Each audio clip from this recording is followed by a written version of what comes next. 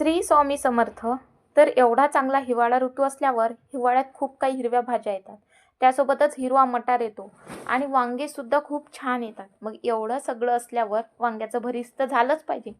आमचं विदर्भ स्पेशल असं झणझणीत हिरवी मिरची, चांगलं मटार आणि कोथिंबीर प्लस हिरवी मेथी टाकून झणझणीत असं वांग्याच्या भरिताची रेसिपी मी आज तुमच्यासोबत शेअर करत आहे.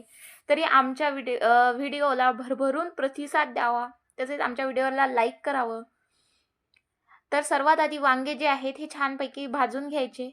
तुमच्याकडे जर काही अडणी असेल तर तुम्ही त्यावर भाजू शकता. माझ्याकडे नव्हते, मी साधेच गॅसवर पण तेल लावून भाजायचे.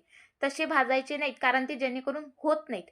थोडं तेलाचा हात लावायचा आणि अलट-पलट करून अशी सगळी वांगी भाजून घ्यायची.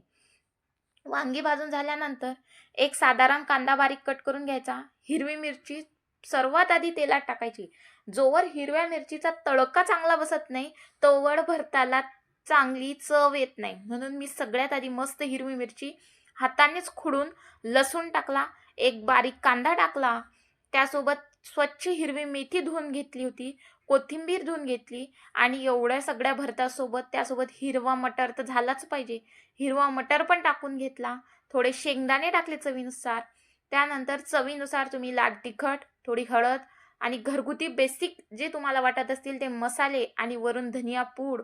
वाव, काय टेस्ट येते भारी. असं झणझणीत वांग्याचं भरीत जे आहे हे लगेच 10 मिनिटात तयार होते. खायला सुद्धा अप्रतिम. आणि याच्यासोबत ज्वारीची जर भाकरी जर तुम्ही खाल्ली तर तुम्ही सगळं खाणं जे आहे ते विसरून जा.